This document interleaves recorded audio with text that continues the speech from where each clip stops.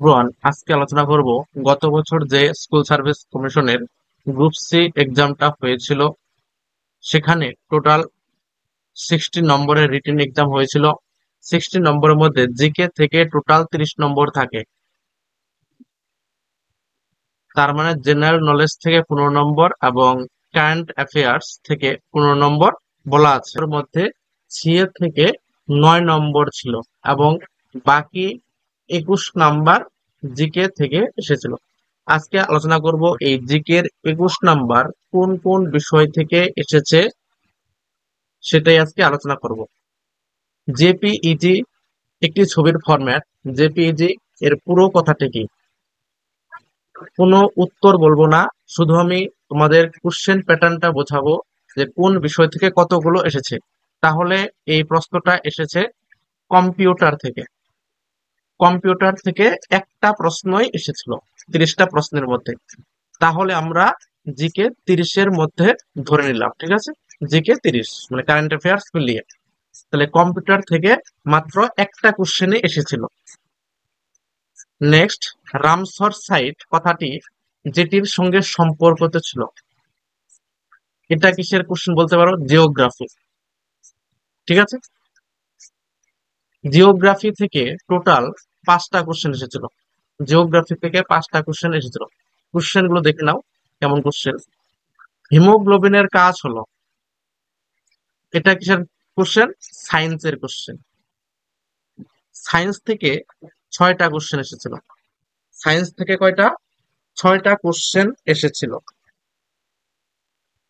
ঠিক আছে। Vitamin A, এটাও সায়েন্স। ভিটামিন এর ঘাটতি হলে কি হয়? রাতকানা হয়, অবশ্যই সবাই জানি আমরা। মানুষের শরীরে মোট হাড়ের সংখ্যা, এটাও সায়েন্স। মাউন্ট এভারেস্ট, এটা কি? জিওগ্রাফি। ধরিত্রী দিবস, এটা তুমি স্ট্যাটিক জিকে বলতে পারো। স্ট্যাটিক জিকে থেকে 7টা কোশ্চেন এসেছিল স্ট্যাটিক জিকে থেকে। নিম্নলিখিত কোন সংরক্ষিত বনভূমিটি পশ্চিমবঙ্গে অবস্থিত হয়? জিওগ্রাফির কোশ্চেন। ঝুম হলো, ঝুম। হিলোরা গুহা কোন রাজ্যে অবস্থিত? হিস্টোরি থেকে কোশ্চেন এসেছে, হিস্টোরি। হিস্টোরি থেকে 2টি কোশ্চেন এসেছে। মানব দেহে কোষে থাকে, তাহলে সায়েন্সের কোশ্চেন। আলফ্রেড নোবেল উদ্ভাবন করেছিলেন, স্ট্যাটিক জিকের কোশ্চেন।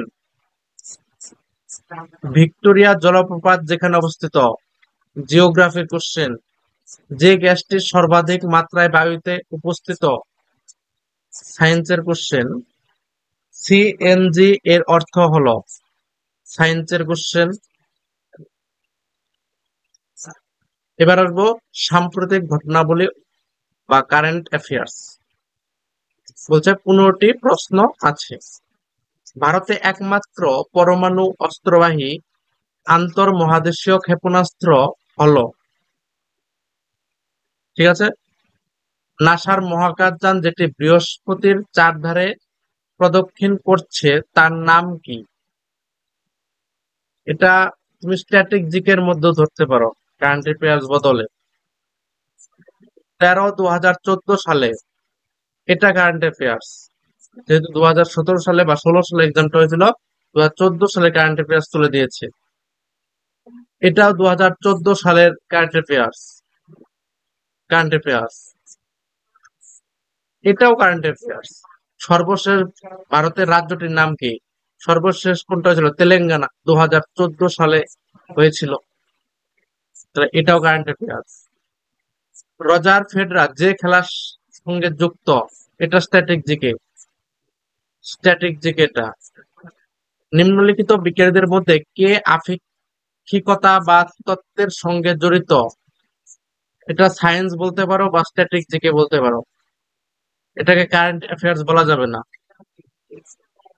মৈত্রী এক্সপ্রেস দুটি কোন দুটি জায়গার মধ্যে দিয়ে চলবে? এটা কারেন্ট অ্যাফেয়ার্স। কারেন্ট অ্যাফেয়ার্স থেকে টোটাল 9টা কোশ্চেন এসেছিল। তেলেঙ্গানা রাজ্যটি গঠিত হয়েছে যে সালে, 2014। তো জাতীয় পক্ষী কি? এটা অবশ্যই কারেন্ট অ্যাফেয়ার্স না, স্ট্যাটিক জিকে।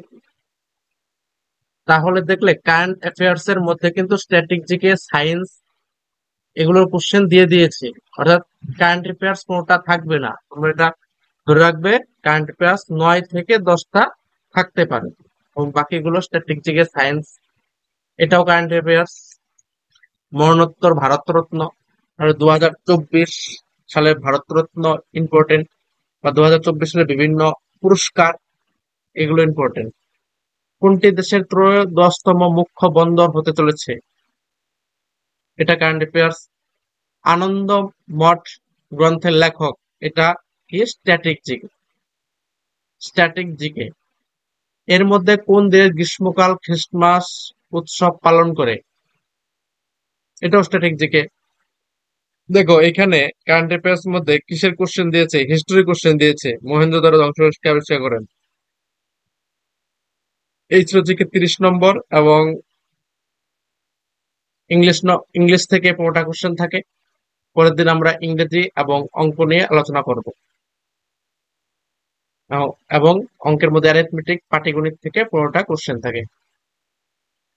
কোন কোন অধ্যায় থেকে কোশ্চেন এসেছে, অঙ্কগুলো প্রতিটা অধ্যায়ের নাম অঙ্কের সাইটে লিখে দেব। এটা পরবর্তী ক্লাসে আসবে, ঠিক আছে? যেমন এই অঙ্কটা টাইম অ্যান্ড ওয়ার্ক বা সময় কার্য থেকে এসেছে, ঠিক আছে? এটা কিসের থেকে, পার্সেন্টেজ থেকে এসেছে, মানে শতকরা। এটা profit and loss, profit and loss. এটা ফ্র্যাকশন থেকে এসেছে, মানে ভগ্নাংশ থেকে, এটাও ফ্র্যাকশন। এটা ম্যানসুরেশন পার্ট থেকে, মানে পরিমিতি থেকে।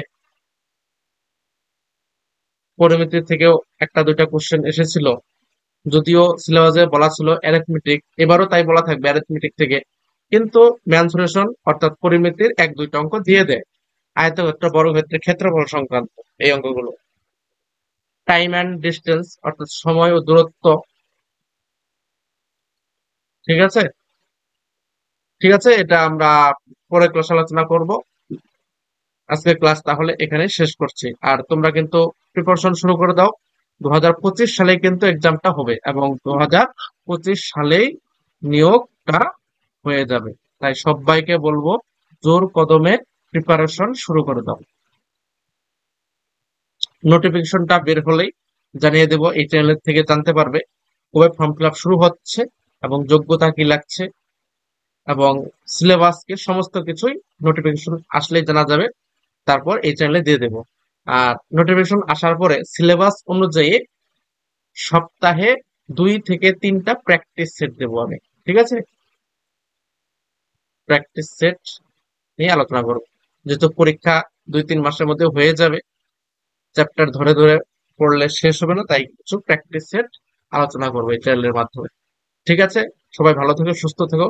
Thank you.